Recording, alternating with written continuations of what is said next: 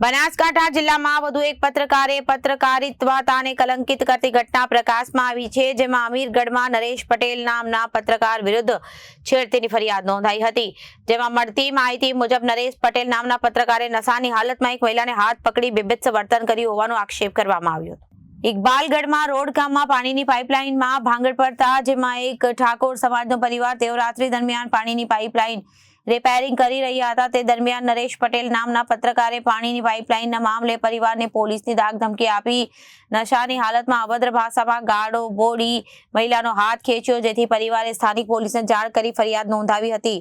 ત્યારે અમીરગઢ પોલીસે તાત્કાલિક નરેશ પટેલ નામના પત્રકારની અટકાયત કરી જેલના સળિયા પાછળ ઢકેલી દેવામાં આવ્યો હતો। જેમાં અમીરગઢ પોલીસ દ્વારા નરેશ પટેલ નામના પત્રકાર અને અમીરગઢ નામદાર જ્યુડિશિયલ કોર્ટમાં રજૂ કરાતા નામદારમાં જ્યુડિશિયલ કોર્ટે જામીન ફગાવતા આરોપી નરેશ પટેલને પાલનપુરની જેલમાં ધકેલી દેવામાં આવ્યો હતો। જેમાં મહિલા ફરિયાદીએ વધુમાં જણાવ્યું હતું કે નરેશ પટેલ પત્રકાર દ્વારા અમારી પાસે અવારનવાર 10,000 રૂપિયાની માંગણી કરવામાં આવી છે અને અમને હેરાન પરેશાન કરવામાં આવે છે તેમ જણાવ્યું હતું।